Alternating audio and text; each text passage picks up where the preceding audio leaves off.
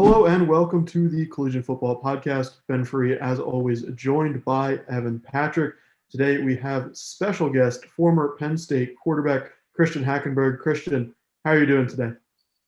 I'm doing well. Thanks for having me. Of course. Just kind of to start this off, we mentioned it a little before we got recording here. Your name popped up in the news today. You have a new gig as the quarterback coach at Winslow Township High School. So just kind of talk to us about that. How did that opportunity come? What's it like to be back coaching high school football now? Yeah. So like I mentioned, so Bill Belton, who played with me and he was there before me, played with me my first 2 years up there. He's from Winslow. So he's actually the offensive coordinator there. So he and I got up a few times since he found out that I moved into the area, and it's kind of mentioned it, but hasn't really pressed me on it. And then about a week ago, he kind of got on me and threw the opportunity out there, said he'd talk to the coaching staff and tried to clear it. So, looking forward to being able to help the kids out, give back in the area. And, it'll be fun, man. It's just something to do and something that I love to do and something I always wanted to do. So it'll be cool to get it going this early and hopefully keep doing it for a while. Yeah. Is coaching football something that you envision for yourself doing after your playing days? And how excited are you to do it? Yeah. My grandfather coached high school ball in Pennsylvania he was a head coach for 30 years. My dad coached when I was younger. So I grew up in a locker room and on the sidelines, and that's kind of where it started for me. And then I just had I was fortunate enough to have a really awesome high school coach. He did it for 40 years.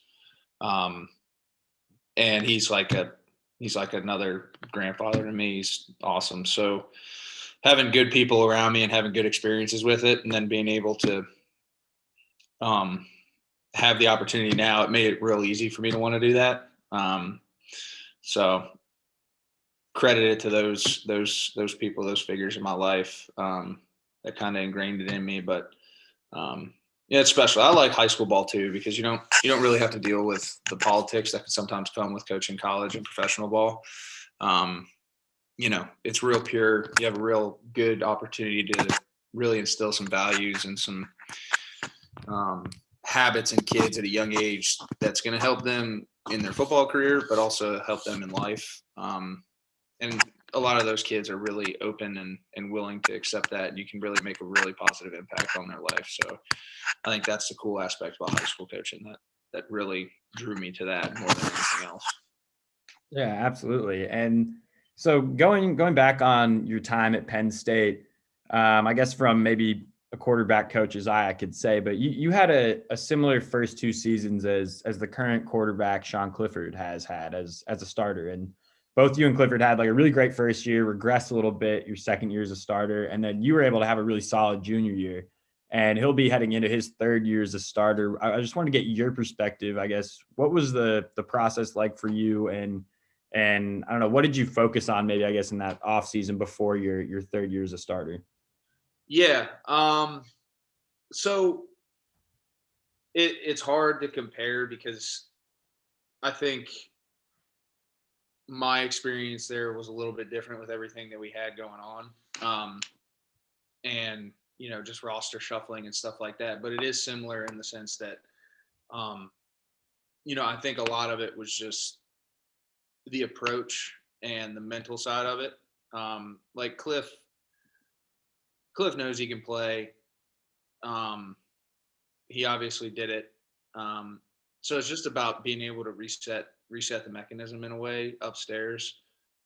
There's so much noise now that goes into football and sports and college sports with reporting, media. Like, you can't get away from it. So the best thing that I would say is being able to minimize that and then have Cliff just focus on him and be a great leader, be a great teammate, but focus on what he needs to do and worry about what he needs to do rather than trying to help everybody else out and bring everybody else along. I think that was like the biggest thing for me is my sophomore year came out firing against UCF and really like the first 3 or 4 games, but then I hit a real bad lull there for like 5 games, and it like mentally just put me in a really bad place, and I found myself trying to make up for some things and and when you start doing that, you start straightening yourself out and you start losing the fundamentals and the basic, really your only job, which is to do what you're expected to do and coached to do. You know what I mean? But it's just in your nature, especially if you're a perfectionist, which most quarterbacks are, and are really coachable. They want to help everybody else out, and they want to bring everybody else along, and they want to do everybody else's job for them in a way, whether it be mentally or putting them in the best situation. When at the end of the day, like all you need to do is focus on your job. And I think that's what I did going into my junior year. Like the whole summer, the spring going into that year, like that was my focus. Like I was like, okay, I just need to sit there and focus in on the things that I do have control over. And, once I feel that I'm doing that at a consistent basis, then I could start, hey, how about we try this? Or, hey, how about we do that? Rather than not necessarily handling your stuff and being able to get away with it and still be efficient, but not to the level that you need to be. You know what I mean? Or what you are capable of, because you're stringing yourself out. So that's what I would kind of go with Cliff. That's what I would tell him to do. I think that's like the biggest thing is just mentally, because physically, like you said, he's got it. He did it for a year. But just mentally being able to put yourself in a good place and focus on doing his job and whatever he's being coached to do. And kind of going back even a little further, Christian, I mean, you obviously came to Penn State at an interesting time, to say the least, when really you had offers and could have virtually went pretty much anywhere. Did you ever, kind of doubt that decision to father to come to Penn State to play for Bill O'Brien and just in the midst of everything going on? No, not when I was in high school.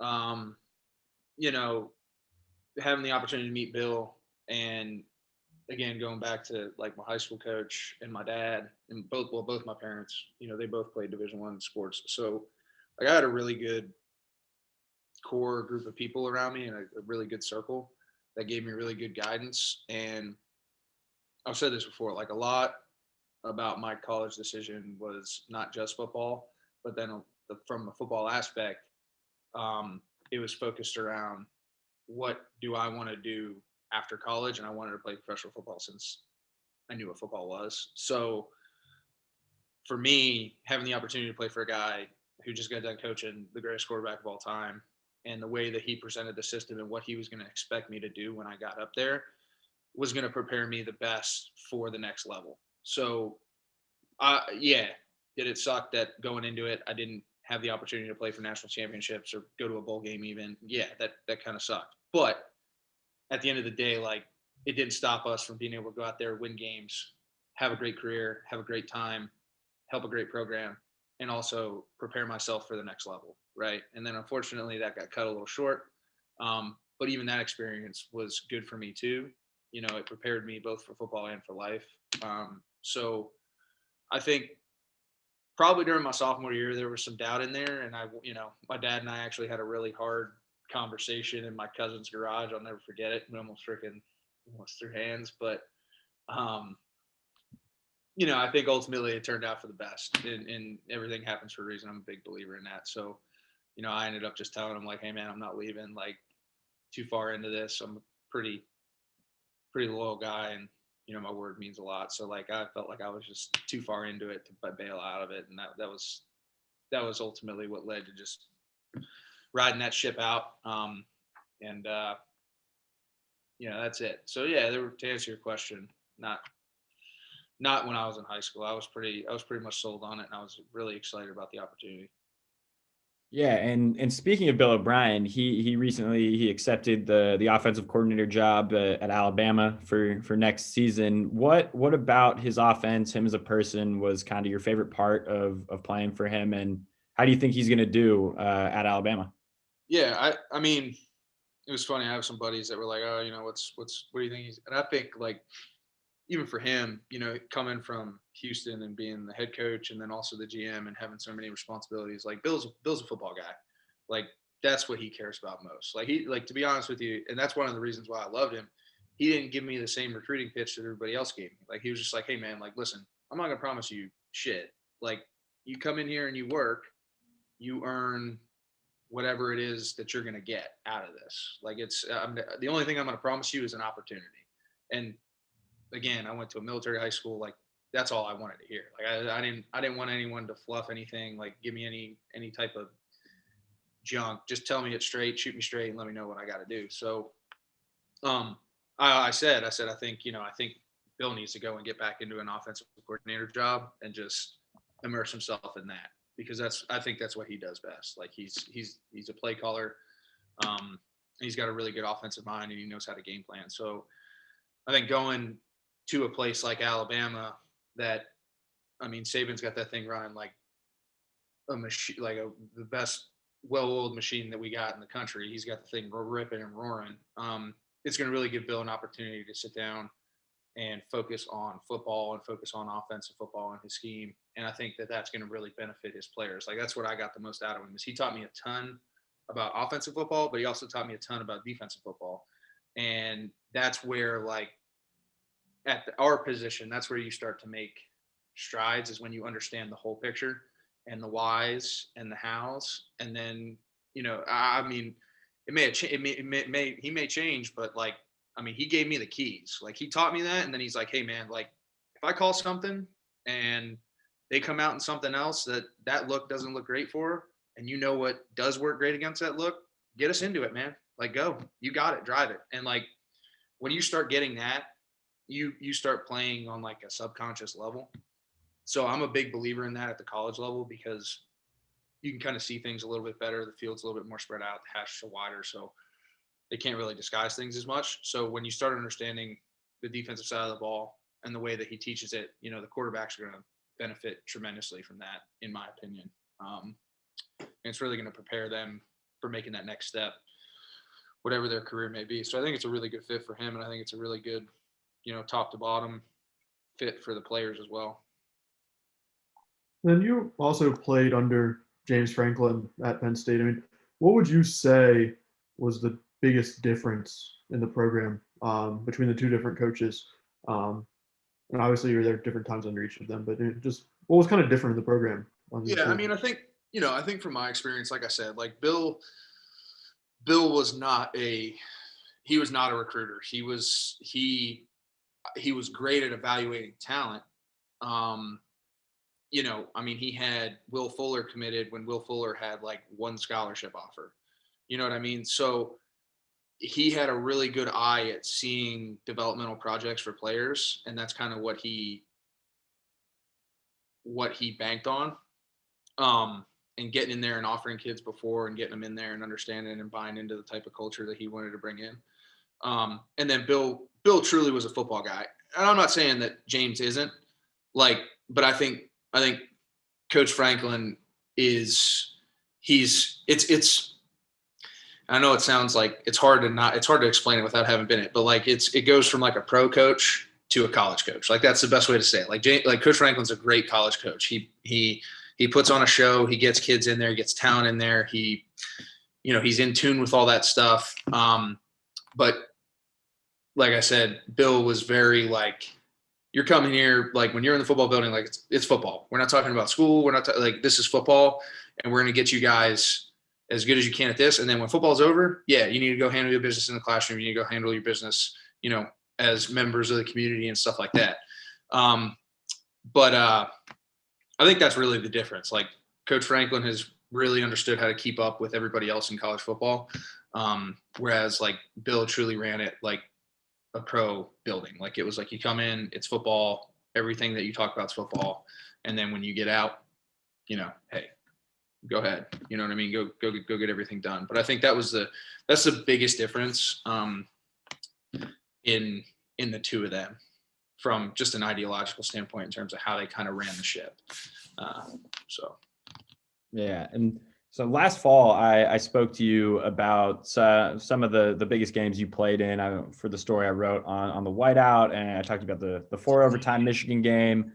Which game in your Penn State career would you say was kind of the most memorable for you, and why so? Oh man.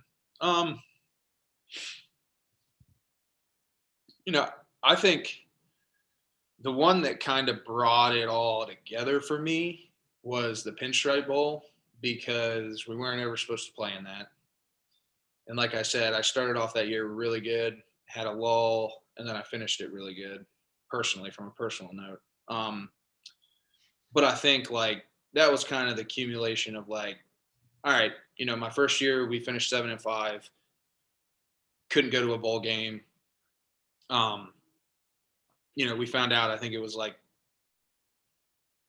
2 or 3 weeks into my sophomore year, that we could go to bowl games. So it was just like all like the ups, the downs, the reasoning that all of us stayed, and to be able to go in to Yankee Stadium and beat, offensively at least, beat a defense that was ranked top 5 in the country, and, understanding that we had kind of struggled. We had good points, we had bad points, we had a lot of ups and downs, and then be able to go out there and play the type of game that we played. It was a team win. Defense played their tails off. Offense did a great job, and we had some clutch plays some clutch kicks from Fick. That was kind of like the accumulation of just like, gritting it out, and brought it all together, tied the whole, like, this is why we did it in the first place together, for at least for me. And I think a lot of the guys would probably say the same thing. And some of the guys that were able to stay and play for the Big Ten championship and win the Big Ten championship was probably another thing. But, I think for me, that was a big game. There's a bunch of them. I mean, like you said, the whiteouts, you can't beat those. But I think just from a bigger picture and a broader kind of metaphorical type way, I think the Pinstripe Bowl was pretty cool. And then Christian, I mean, you're at a couple different pro teams at Penn State. I mean, who would you say, just in general, was the most talented player that you've ever played with? At any level of your career, and what they do, like to be that talented, to show that to you. Man, I mean, Saquon was awesome. Allen was awesome. The one guy I really wish I could have seen younger was Brandon Marshall. Because I kind of got him. He's like 34, he's banged up a decent amount. But I mean, you want to talk about a specimen, dude. Like, I remember walking in to the locker room, and I always thought, hey, I'm 6'4.5", 6'5", 230. Dude, I walked in there, man. He's probably an inch and a half taller than me, and every bit of like 235, 240, and ran a 4.5 and could get in and out of cuts, had short area quickness, had it all. Like, and that was at 34. I was like, dude, I could only imagine this cat at like 23, 24. Like, so he was pretty special. AJ Green is a freakazoid. Like, above all, like he's pretty different offensively. But yeah, I'd say like that group of guys, like they're different cats. They walk out there and they do things, and you send them off the bus first. Yeah, and you mentioned your time with the Jets. So coming out of Penn State, you get selected in the second round of the NFL in the draft. What was that moment like for you, and how special was that? Yeah, it was cool, man. And I was happy, like I could do it kind of my way, like at my house. All my brothers were there, and my family, and my high school coach, and that was a special moment. Something you don't forget. And you're just very thankful and fortunate that you're able to have that experience. You know what I mean? You're part of a 1% that has that opportunity, and that happens. So just thankful. Makes you think about, the sacrifices you made throughout your career. Like, I mean, even going back to high school, like my high school coach always said, you gotta be willing to be different, kid. And like every step of the way, you have high school buddies that are out, they want to go and float the river. They want to go to the beach. They want to go hang out with, these girls. They want to do this. And like, my parents never forced me to do anything. So I was kind of like happy that they always like reminded me, but I would always make sure that, all right, I got my lift, my run in before I did anything. I did my, I did like a property management job for this lady. She had like 15 acres in my county. So I'd like go work out in the morning because the dew was on the grass. And then I'd go and, cut the whole farm and do everything like that. And then I'd go and I'd hang out with my buddies. But like, it just makes like all those things worth it. And that goes back to like the beginning of this conversation. Like that's the cool part is like now, that I credit a lot of my successes to like those types of values that were instilled in me at a young age. And now I get to do that as a coach with those types of kids. And like, hopefully, I have a player that has the opportunity to do that and comes back and is like, hey man, like, I remember the time you told me like, hey, I got to be different. I got to make sacrifices, this, and that, and the other thing. And then, it's cool. So, big shout out to Mickey Sullivan there.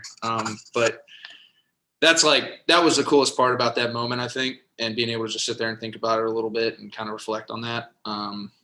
It's cool. And going into the NFL, I mean, what would you say? This is something I think we've pretty much asked everyone who's come on here. What would you say is the biggest difference from college to the NFL? What is something that you wish you knew, kind of going into that just to make that transition easier? I think like the biggest difference, like everyone talks about the speed of the game and this and that and the other thing. Like, I don't really think the game was that much faster.